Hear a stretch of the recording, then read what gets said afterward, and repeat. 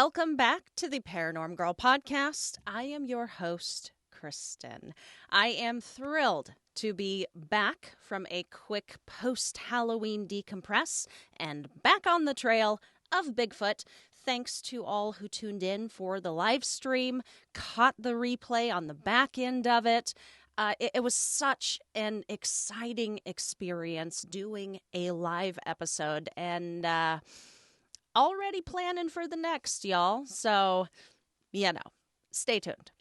Today's show was kind of a last-minute switch-up. The original plan when sketching out the season was to spotlight a particularly intriguing creature and its legend, the beast of Boggy Creek, a.k.a. the Fouke Monster.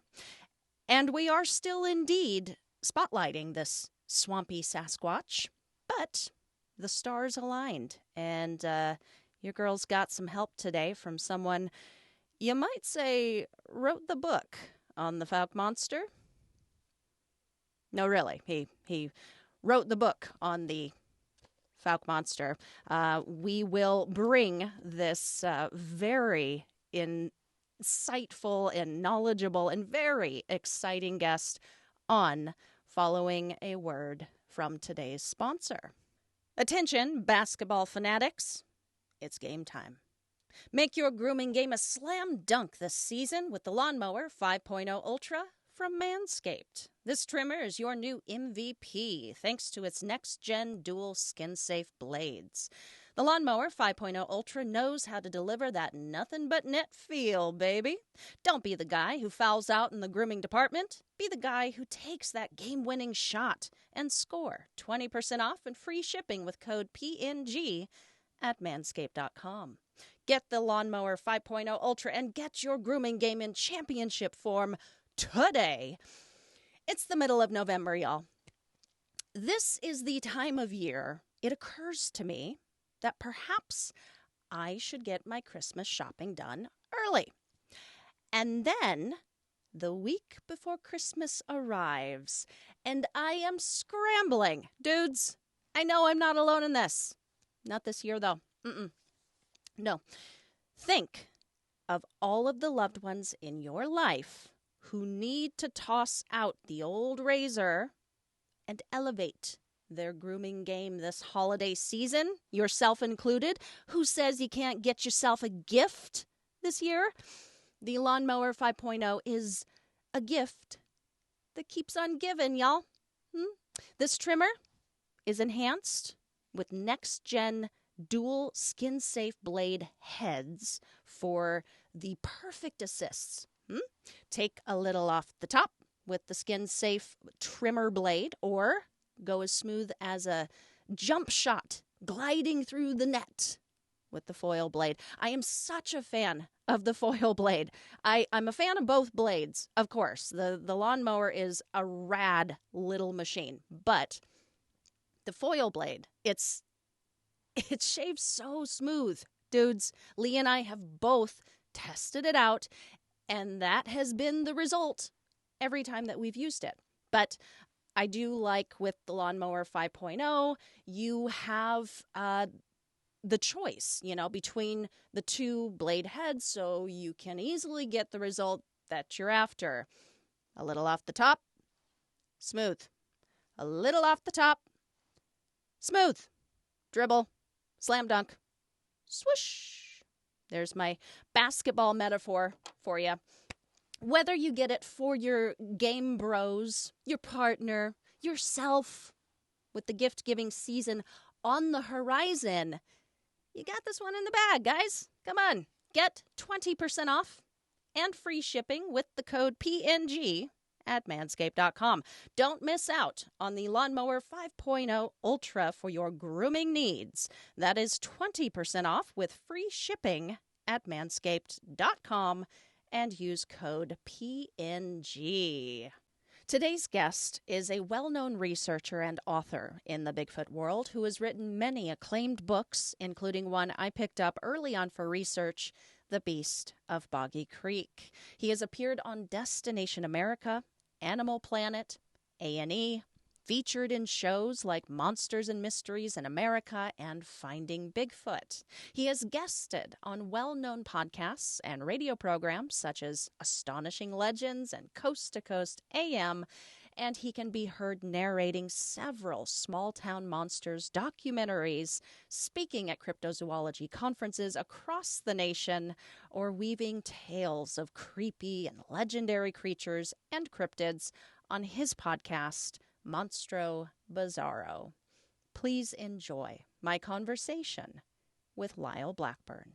Well, people call me a monster hunter, but that's just a catch-all phrase for a guy who researches creatures that are said to exist but unproven. And I'm sure people all know, Bigfoot, Mothman, lake monsters, chupacabra, all that kind of stuff.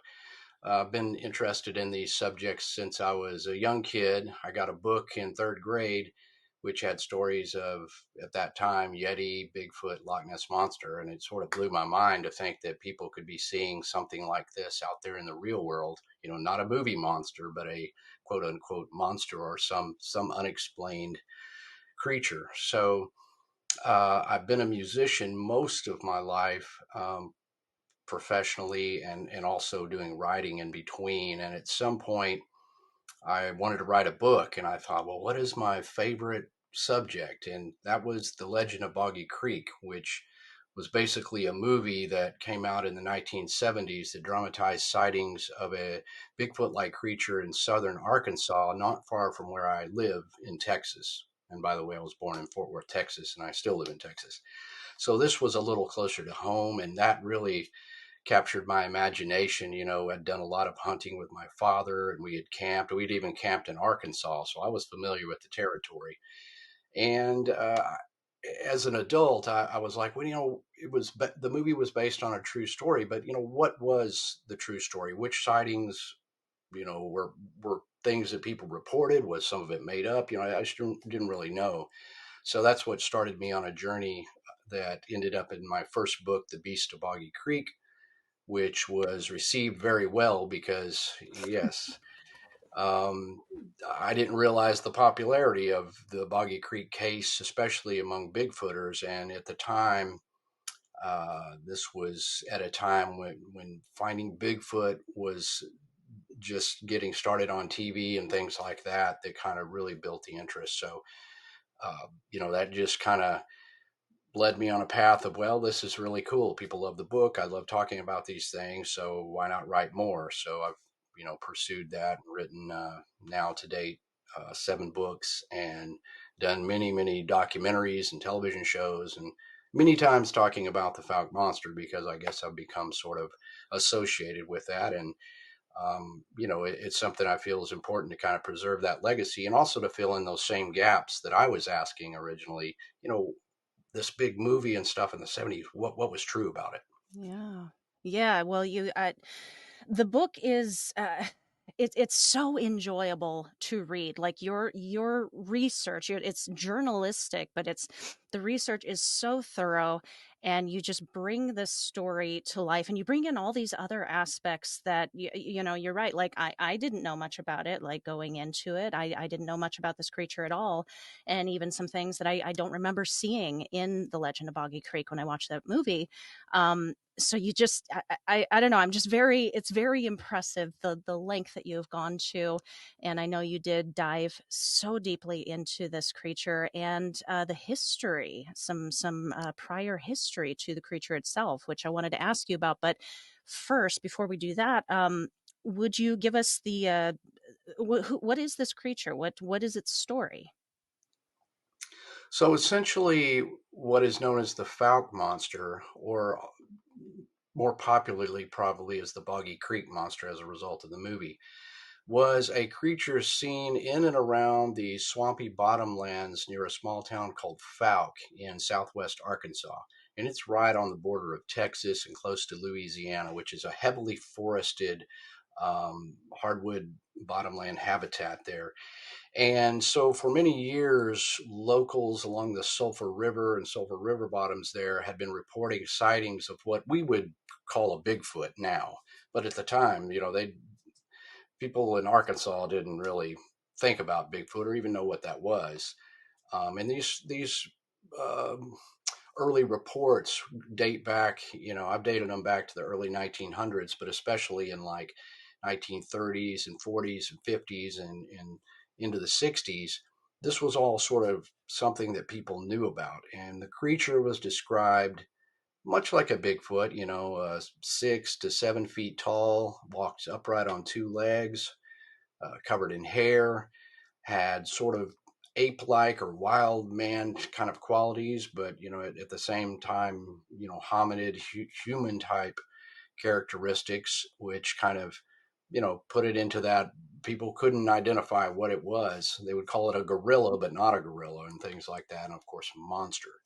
So it wasn't until 1971 in which a family who had moved to Fouke for work reported these extended incidents with a creature and it trying to get in the house, and then they shot at it and they had some pretty good visuals of it. That got in the newspaper in May of 1971. So that's when it became more widely known. Before that, it was just people circulating these tales among friends and family, if they even were willing to tell.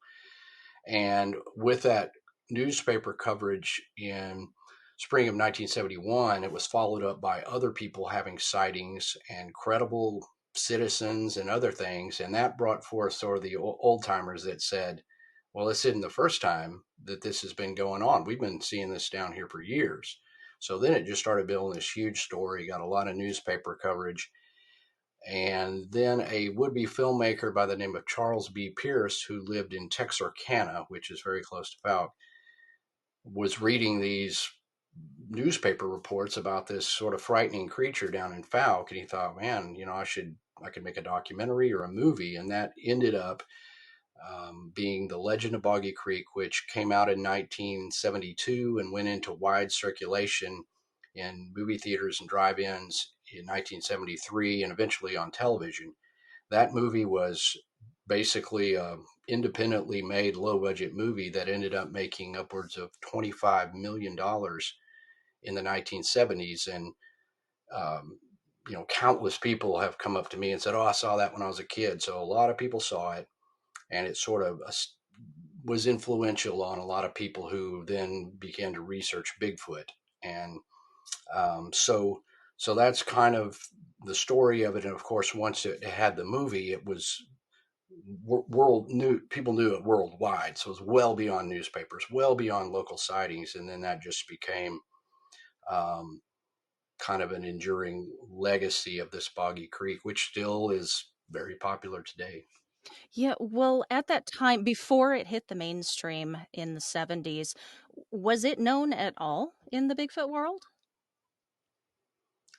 No, and of course, a concentration of sightings happened in the mid 1960s, which really started to ramp it up down there. And at that time, there were no Bigfoot researchers. I Mm. mean, this was before the Patterson Gimlin film, and so no one paid attention. There wasn't a Lyle Blackburn to hear of the story and to go down there and start interviewing people or whatever. Right. So it was mostly a guy named Smokey Crabtree whose son Lynn had a really scary encounter with this creature around 1965 on their property. That he sort of became the first guy who was the researcher, and he just wanted to kind of prove to everybody that his son really did see this, and he was trying to find out what was this thing lurking in their woods. And so it was pretty much that known to those people who lived along the Sulphur River. And again, not till 1971 until anyone outside of that area even knew about this. Yeah, and that was Lynn Crabtree's encounter. That was in Jonesville, right? Right. And Right. Jonesville is a small community there along the Sulphur River outside of Fouke. And the creature was originally called the Jonesville Monster Mm. among the locals. So it's kind of gone through these phases of renaming and increasing public awareness.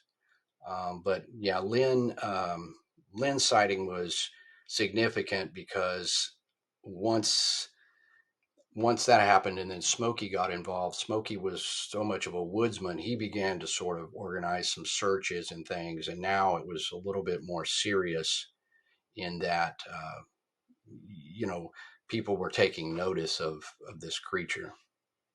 Right. Well, when I read that, I think that's the first time I saw a mention of a Jonesville monster was in your book.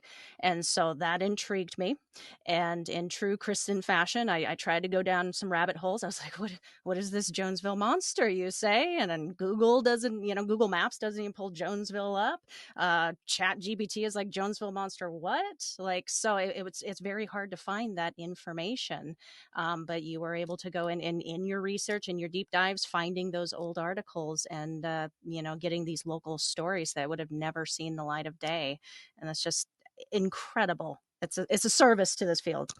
Um, Well, and a lot of that was done by going down there and talking to the people who lived there. There was no way to document that because, again, those early things were not in papers. So, talking to Smokey, I mean, I knew Smokey Crabtree and his family and just many people down there. So the way I did it was just keep going up there and kind of earning the trust of the yeah. people. And then I'm getting this big, much bigger story. I'm like, oh my gosh, this is huge compared to what's in the movie. And then sightings that happened after that. So then I realized that this is this is huge. Well, in your look at the history, were there like Native American tales that go back even further than that? Like, my question here is do you think there's always been a creature just in that area, like always? I think in the general area, you Mhm. could say, because as far as Native Americans, some of the closest tribes that lived in there would have been the Caddo Indians, for which a lake called Caddo Lake in Louisiana and Texas is named for, which is about maybe 40 minutes drive south of Fouke. And they had tales or a word for lost giants or some sort of a ubiquitous, hairy, man like, but not human race of people that lived in the woods, presumably. And, we can only speculate that this was a Bigfoot creature. But then in Arkansas, you do have articles from the 1800s which talk about sightings of what at the time was called wild men, because again, the term Bigfoot didn't wasn't until 1958. So there was all those newspaper articles in the 1800s which talked about a creature that's pretty much described like the Fouke monster in more of a bigger scope, which would have been throughout Arkansas. So if there was a creature, though, living down there in the Sulphur River bottoms before the 1900s, well, there was really nobody per se to even see it or to know of it. So it could have been there all along. And it wasn't really until those early settlers in the late 1800s and then on into the early 1900s, those families that were down there began to report this. So I would assume if we speculate that this is a population of real creatures, they've been there all along. Yeah. Okay. Well, something I find really compelling when I'm looking at this Bigfoot subject, I like to see the descriptions that are put through in the Native American legends and lore, and how that correlates with what we are seeing in the modern day. As for modern day sightings, like I find it very interesting, in for Bigfoot in general, but especially for the Fouke monster sightings. All of these stories that start out, I thought it was a bear, and then it stood up, and then it turned around, and then it looked at me, and obviously that's not a bear. So that says to me, it says to me that these people aren't out there specifically looking for it, expecting to find it. And it also says to me that what they saw was a large animal on two legs that definitely wasn't a bear. So all of this, like these are all just compelling pieces to me, and especially about this creature in general. I do look to the details, and you spoke to some of the details about how this uh, monster, I hate to call it a monster, but this Yeah. monster looks. A couple of them stood out to me, and I wanted to pick your brain about that. One detail is the red eyes. Red eyes is a pretty interesting detail to include. How often is that reported? I would say not too often, but on occasion people will say it had red eyes, and that falls into the greater body of Bigfoot reports. I mean, because there's a percentage of Bigfoot reports where people say the creature had red eyes, Mm. which is it's a problem because you know animals of that nature don't have bioluminescence. Their no the eye shine has to come from reflections and don't typically reflect red. So the red eye shine is a strange aspect, and the problem with it is not very consistent. If every single witness said, "Oh my gosh, I had red eyes and it was hairy," Yeah. okay, but the fact that it's occasionally reported, it's just hard to figure out if that's a certain condition that caused the reflection to be red eyes, or they could have had a lantern, there could have been moonlight or other sources, and surely they could have very well seen something that was red. But it's Hmm. just hard to know why that is and why everybody wouldn't report it. Of course, not everybody sees it at night, so but there's a good amount of night sightings, and a lot of witnesses just say they saw it, but they didn't see reflective eyes. Okay. Okay. And well, the other detail, and I'm picking on these two particular details for a reason. I'll bring up in a little bit. The other detail is the three-toed print. That is a strange one to me. I've heard you speak on it as well. It's a strange detail. I think it was Jeff Meldrum. You might have said this on an interview. Jeff Meldrum had said that he had not yet examined a three-toed print that he found convincing. Right. Um, Right. where does I'm just curious, where does the connection between the three-toed print come in with the Fouke monster? Like how are we saying that it actually belongs to that creature? Right. I mean, it can only be assumed that it does. It was the three-toed track was first mentioned in that very first article on May 3rd, 1971, when the Ford family, which is in the Legend of Boggy Creek, if somebody's seen that, it's the climactic scene where the family's in the house. That was all based on a real reports, and then those people were real. Um, in that article, they had seen some faint tracks in and around the house, and it was mentioned that they appeared to have three toes. Just a brief mention. Well, then on June 13th, 1971, not long after that, there was a guy in a soybean field near Boggy Creek that came out there one day and found this huge line of footprints going across that plowed bean field, and they were these. It was like kind of like a Bigfoot track, but only had three toes. They were big Mhm. tracks, and so because the creature had been seen up and down Boggy Creek a lot of times, it was basically just speculated that this was the creature that had made these prints. And there was some various opinions from the game warden and some of the news personnel and even Smokey Crabtree and the people that were on site as to whether these were real or they were a hoax or just what it was. And Okay. that scene is in the Legend of Boggy Creek. So of course, the creature to the mass public has three toes. Mhm, mhm. But the tricky part is that there's been other footprints found, four toes, five toes, all sorts of stuff. And logically, a three-toed track for a thing that stands 7 foot tall and weighs 400 some odd pounds, three toes is not something is going to provide a lot of balance. So it doesn't seem like nature would intend that. And we, of course, primates have, 5 digits. We have 5 toes, that kind of thing, which makes more sense. So then it was speculated that, well, maybe this individual had a deformity or was injured, which could very well be because, if there's a small population, inbreeding could happen. And when you do that, one of the first places that manifests is in loss of toes and fingers and things like that.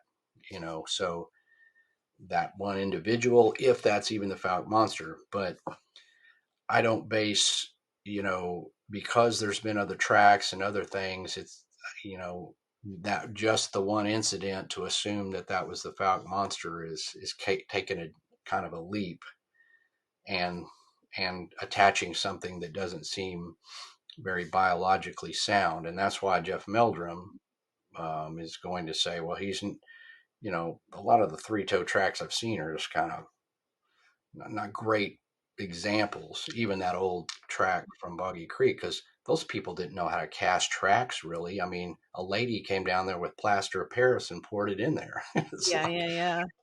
it's kind of a messy track. I mean, there's a photo of it, and it kind of looks suspect. So I'm not sure about that, and I wasn't there to examine it myself, but it does create just another part of this puzzle that you're like scratching your head. How many toes does it have? Does it really have 3 toes? Well, but there have been five-toed tracks found in the area. Are they still finding those today? Yes. There was a really good 5-toed print found in 2006 down in those swampy areas down there by a guy that I've since gotten to know. That's a pretty credible print and it's large and looks Bigfoot esque. Mhm. There's other guys that have gotten some, it could be tracks out of there. Um, I've seen a 5-toe track, but it was very muddy and hard to say. It looks like something barefoot, something human-like, and something very big. And it was actually chasing a deer to the Sulphur River. That appeared to have 5 toes. Hmm. I've even seen what looked like a 3-toed track, but a lot of it could be a partial print. And I only saw one because the ground is hard. There's a lot of leaf debris and stuff. So unless it steps in the mud and the hogs don't then tear up the track, you may find a pristine track, but it's kind of hard to leave tracks down there. So there's not a lot of tracks, but there are some, and there are some 5-toed. Okay. Well, have there ever been any photos or videos of this thing, even just alleging that it's it? I've I have seen. I have never really seen a good video. I've seen alleged photos. Most of them too blurry and obscure to even bother with, in my opinion. They're not getting us anywhere. I saw one that was pretty clear, but to me, I think it's a hunter. But at the distance, again, hard to tell exactly what it is. So, I mean, to date, basically, I've never seen a photo or a video that I could would give it a high rating to say yes, that Hmm. that is a creature. Okay. Are sightings still taking place today? Yes, um, I have a log of sightings that are fairly consistent. You get half a dozen a year at least. Um, and that's been continuing. A lot of people thought it after the 70s happened, just sort of there was the movie and all this stuff. Everybody sort of thought the thing just disappeared, or people lost interest. But behind the scenes, when I started talking to people in the town, they would point me to people that say, "Oh, this guy you should talk to. He had a sighting back in the '80s or something like that." And those were some very compelling sightings, and Mhm. those established that, well, this wasn't just some. concentrated thing in the 60s and 70s or whatever. And then by the 90s and on past that, you started getting Bigfoot groups online that people would report sightings to. So then there became a new place that would log these. And then when I went up there, I found numerous other sightings that no one had ever, reported or anything, which up until that book goes up until 2010 was where I left off when I turned in that manuscript. And Mm-hmm. there's been sightings for the last 13 years. There's been a ton more since then. So yeah, it's just something that keeps going. Okay, so it doesn't sound like it's slowed down much at all. No, Yeah. it's fairly consistent, and it ranges among locals having sightings and even Bigfoot researchers and other things reporting sightings, and other things, vocalizations and people claiming they heard wood knocks or what have you. So there's all manner of Bigfooty type things going on, and I've had several experiences down there that were scary or things that keep me sort of primed to the fact that there could be something down there that we don't know what it is. Ooh, would you share some with us? Sure. So what part of my books are obviously a journalistic approach, documenting historical reports and interviewing people, but I can't really bring the book to life unless I go to the places where these things happen. And of course, I'm interested in this and grew up as a hunter. So I've spent a lot of time down there on the bayous and Sulphur River bottoms myself, camping, canoeing, looking for tracks and all that. Um, one of the spookier things happened um, about 10 years ago. Myself and a research partner were down there, and we were camping overnight in what's known as Mercer Bayou. And we were our tents are kind of up on a hill because in that bayou channel there's a lot of alligators and all that Hmm. kind of stuff. And so it was about midnight, and we would take the canoe and just canoe up this bayou channel. You get way up back in there, and when I say there's nobody out there, there's literally nobody out there. I mean, you're in a swamp at midnight. We'll paddled, way up there, and we hear this. All of a sudden, we hear this howl coming, you know, rising up, and when you're paddling up those canoes at night, there's a lot of ambient noise, bullfrogs, insects, the noise of the paddle going through the water and the duckweed. So we kind of stopped, like, what was that? Like trying to gauge what kind of animal. And about 45 seconds later, this thing howls again. It was just kind of a roar to a howl type thing. And both myself and my partner were like, I don't know what that is. It's definitely not a coyote. It's not, I mean, animals make a wide range of noises, foxes and cougars, and there's all kinds of stuff down there. But we could rule those out, I suppose, just based on what we heard. And then it did it again, and we figured it was about maybe 70 yards away, from what we could gather. Well, it did it three times. The hair stands up on the back of your neck, and you're just in the middle of nowhere, and it's like, what what was that? Well, it didn't do it again, and we waited for you know 15 minutes or whatever, kind of sitting there, and then man, I don't think it's gonna do it again. So we start talking, and we start heading back down to the campsite. And about the time we got back to that campsite, we pulled that canoe up there, and all of a sudden, we got up on the top of that hill, and which isn't a very big hill, and we hear that same howl right there, basically across from the canoe, and it was loud. And I was like, holy, caught off guard. But I grabbed a light and just ran down that hill trying to see what it was. I just was like, I'm gonna do or die. I want to see this thing. And it moved so fast, whatever it was, it just moved, and then it howled again about 50 yards away within just a short time. I mean, it moved fast. And, of course, I couldn't see what it was. And then it kind of moved further and howled again. And then it was just silent. That was pretty spooky and kind of speculating that this thing had heard us or approached us and sort of followed us down as we canoed, because the bayou channel is very like snaky. So you don't, it's not a straight line. You're not moving very fast because you're having to do the switchbacks almost. And so something could easily flank you in the forest with no problem and keep up. But um, that was spooky. And then in 2021, I was in that same area where we, like literally right there. I was there in the daytime with two other people, and I saw something about 75 yards away across that channel.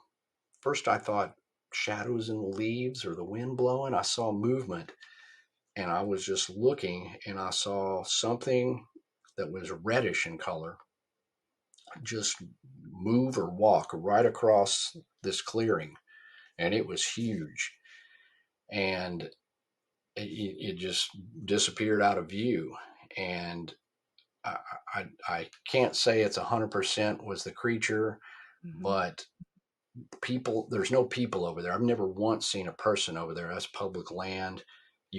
I couldn't get over there because there's the bayou channel and there's alligators and stuff in there. You can't really cross on foot. Um, and here's the kicker is no, you can't make this stuff up. We had been in town at this place called the Monster Mart about 20 minutes earlier. And one of the locals said, I think I saw the creature within the last month. I was driving down this one road. He said it ran across the road. He said to me, it it was very orangish red. He goes, I would say it kind of looks like an orangutan. I just sort of Oh. took the sighting or whatever, just like any other, and said, yeah, okay, cool. Not the first person that said it was reddish. And then no kidding, 20 minutes later, I see this red something move across, which wasn't very far from where he said he had seen it. So, Mm-hmm. Whoa. That's a pretty specific way to describe it, though. Like that coloring, and then it was huge. So, we can say like escaped orangutan, people can say that, whatever. But like these creatures that people are seeing are described as humongous, huge.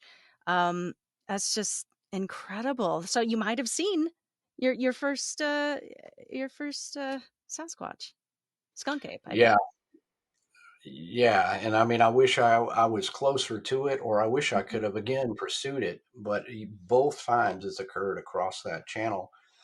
Um, Not that these sightings are so brief and unexpected. People are like, well, how come you don't have a picture? It's like literally, it was like I just watched it, bump, bump, bump, bump, and it was gone.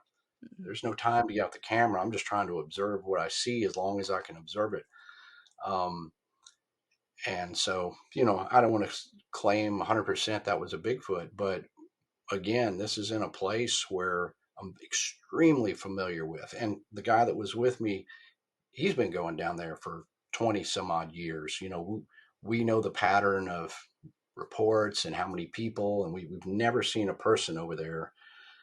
There's no hunters or hikers. There's no people out there. It's a long way back in there to get to this. It's just a dirt road. There's no throughway. There's nothing. And we camp there because it is totally off the grid. You have to know where that is.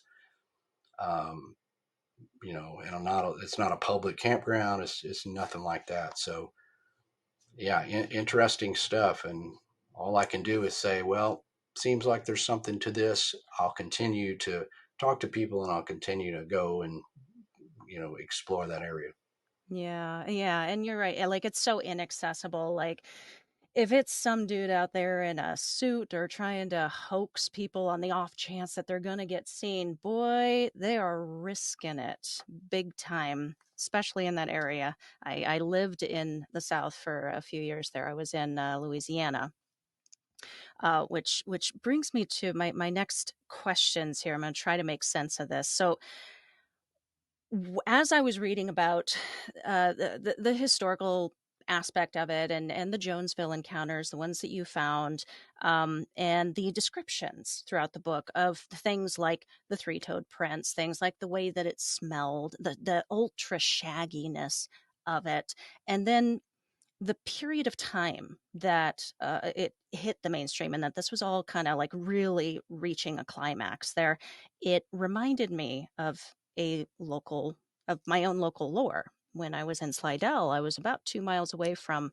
Honey Island Swamp, the Honey Island Swamp Monster, which you did an amazing episode about. Just incredible. Um, but I was just curious because it got me thinking about like connections. And I was wondering if you have put any thought into like a connection between these differing states, like southern states monsters. Yeah, there's certainly a similarity between those two cases. From the sort of description of the creature, in that it's a very swampy area. The creature is described, Bigfoot like oftentimes, but a little shaggier, hairier, swampier, if you will. Also, the three toes, because the Honey Island Swamp Monster is said to have three toes, and that comes from one of the original um, witnesses named Harlan Ford, who then later in 1974 found some weird footprints which he claimed belonged to the creature, and he cast those. They look quite different from the Fouke three-toed tracks, though.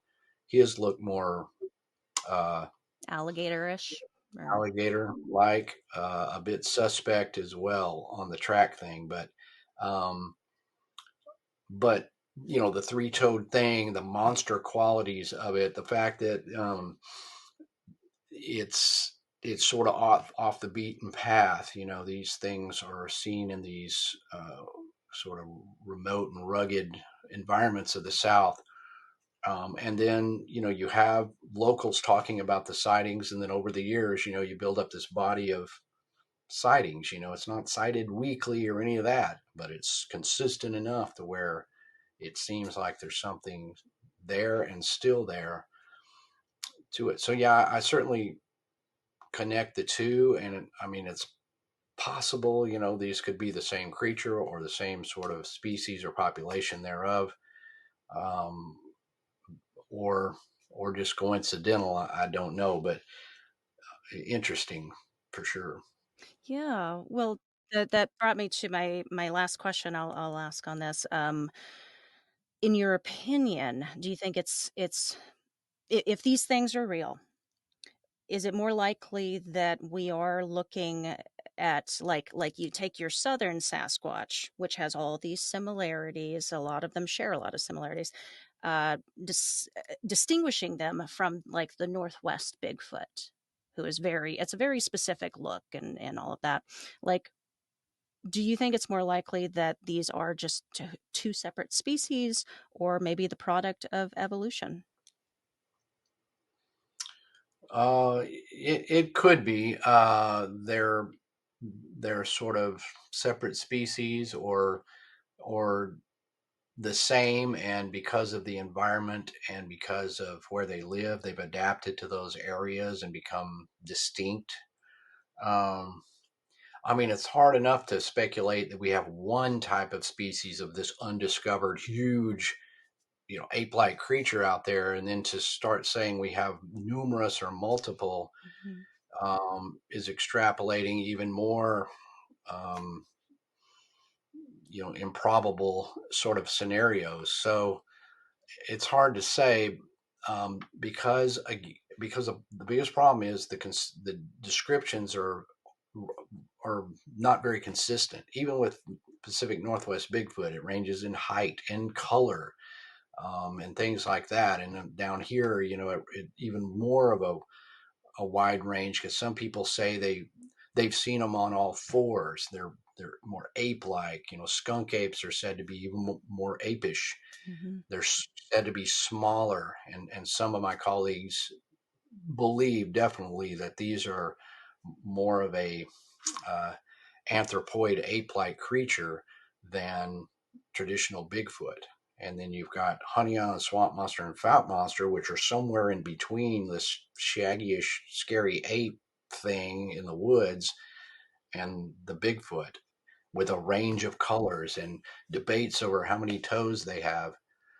So I find that it's really hard to make any definitive statement. I can only speculate that I think that there's maybe a couple of variations of these, and because of where they've lived all these years, they've definitely adapted to those environments and then become a bit more distinctive by that. So Mhm. it kind of keeps it contained, but allows for this differentiation between northern Bigfoot and southern. Yeah, absolutely. Well, thank you. Thank you so much for that. That was a barrage of questions and coming from a newbie. But I really appreciate the education on the Fouke Monster, and my audience sure appreciates it as well. We have a couple of minutes here before our final segment. I wanted to give you the floor here, if you don't mind. Tell us about Ghoul Town. I caught a couple of your songs last night and was jamming out in my studio. Tell us about your band.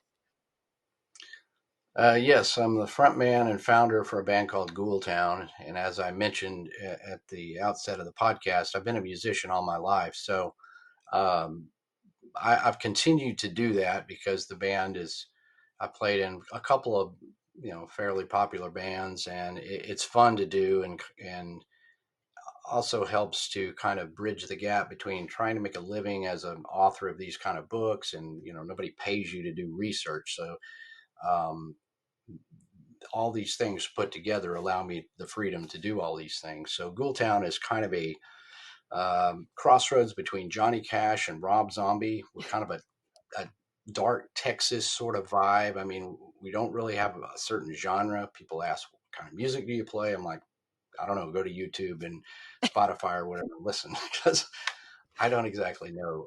But it's just something that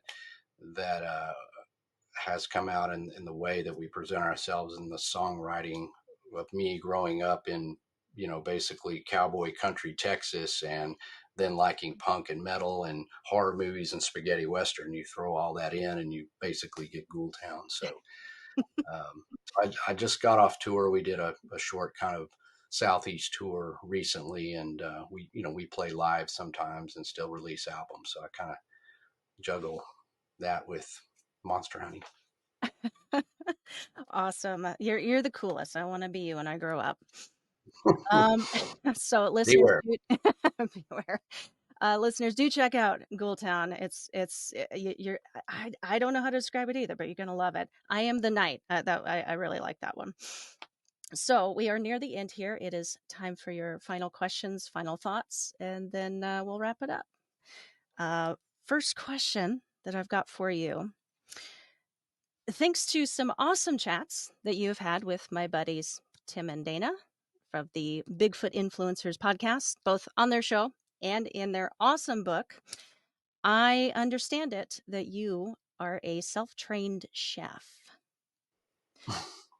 What is your signature dish? Signature. Uh, I would say variations of tacos. I do a lot of Tex-Mex kind of cooking. So I do kind of a really good mahi mahi taco because I kind of in my I kind of try to eat healthy, but I do love things like tacos. So I do a really good mahi taco with a roasted corn guacamole on that, and so yeah, I literally learned to cook back when the Food Channel had actual cooking shows. One day I said, I should know how to cook, and I guess I had a talent for it because I could watch what they did and I could recreate it or make variations of it. I literally learned how to cook from the TV, and it's served me well because I can just sort of go in the kitchen. You could throw me ingredients and I could come up with something pretty tasty, just kind of on the fly. I don't do baking as well. I'm not like cupcakes and stuff. It's all just like, you know. searing things on the skillet. Yeah. Oh, I wish I had the talent. I'm not a great cook. I got like three things I make, and then that's it. Then it's top ramen. All right. Second question for you. What is another topic of high strangeness that you really enjoy, but you don't often get asked to talk about? Hmm. Well, that's a hard one because I love all sort of things high strangeness. When I was young, I loved ghost stories a lot. I think now as an adult, I really like UFO encounters. Uh, I like some of those, the classic ones where people even see or experience aliens, like the Pascagoula from, case from Mississippi and stuff. And I can be a little more of a fan of that because I have to, I concentrate on cryptids and monsters in the woods, but I'm super interested in creepy creatures from outer space, I guess. And so UFOs are something that I really interested in, and I'll watch shows and occasionally read books on that as well. That's awesome. Yeah, I just finished a season on UFOs. I got bit by the UFO bug. All right. Final question for you. In your opinion, what is the most compelling piece of the Bigfoot puzzle? Well, I would say the footprints, the alleged footprints, to be exact, because you know with many of these cryptids, there is only the sightings. There is nothing tangible but Bigfoot, and one reason it's not only more popular, but it's seems more possible is because there are footprints, and among those footprints, there are some really good ones that are very hard to explain away. And I've seen several myself, and my colleague Dr. Jeff Meldrum, of course, has a great collection, and I can defer also to the expertise of some of these colleagues to where there's a good number of these footprints that are just like something made this thing, and we don't think it's a hoax. It's not a bear. It's not any other known animal. You know what is that? So by being able to hold these and display them, it gives a bit more solid grasp on the possibility of these creatures being real. Yeah. All right, Lyle. You want to let my audience know where they can find you, where they can pick up copies of your book, where to follow you online? Yes, so the best place to find out about all my projects is lyleblackburn.com, and my books are available there through my online store. If you like autograph copies, and of course, they're available on Amazon. Um, you can see me in many Small Town Monsters documentaries. Small Town Monsters does a great series of cryptid documentaries. Ghoul Town, you can find Ghoul Town on Spotify and Pandora and YouTube and anywhere finer music is streaming or available.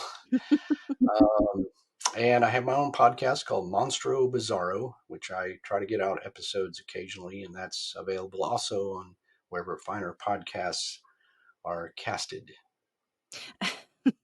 Hey, do you have any public appearances coming up? Any conferences? I do. I will be at CryptidCon in Lexington, Kentucky, next weekend, November, is that 18th? Um, and then next year I have quite a bit. So if you go to lyleblackburn.com, you can find that list because I'm always traveling and I'm always doing various conferences when I can. So there's a big list. I know I'm booked definitely a lot next year. Right on. All right. To close up the episode, would you like to leave us with any final thoughts, words of wisdom, or a piece of advice? Well, I always like to say just have fun with these subjects. I know people have opinions, we argue about what's what, but honestly, we're all just curious about this and we're trying to grasp at explanations. And no, everything that people think is valid, and we share those and just have fun. Because at the end of the day, we may come out on the other side and not prove one thing, not get anywhere. I got one more footprint, but that's it. So just have fun with it. Enjoy the mysteries of life. We don't know everything in the world. We may think we do, but there's certainly mysteries out there, and mysteries still to be solved or enjoyed. So just have fun with the subject. Monster hunter, writer, researcher, chef, Lyle Blackburn. Thank you so much for joining me today. Absolutely. Thank you. Thank you to Lyle Blackburn for joining me on the show today. It was such a pleasure, sir. Listeners, please follow the links that I have included below to learn more about my guest and his work, to find where you can hear him speaking live next, and to pick up copies of any or all of his awesome books. If you enjoyed today's show, if you enjoyed today's guest, if you enjoy what I do over here, please consider supporting the show. There are many ways to show support, and they are all super duper easy. You can follow the show on the socials at Paranorm Girl Pod. Subscribe if you're catching this over on YouTube. Rate 5 stars, review with smiley faces and hearts and rainbows, or a few kind words. I don't know. Those work too. I like those a lot. You can also become a patron and enjoy early access to these episodes and be privy to super top secret developments and major guests before they appear on the show. How cool is that? This will be a wrap on today's episode. I'll see you lot next time. Until then, stay safe, keep the nightlight on, and sleep with one eye open.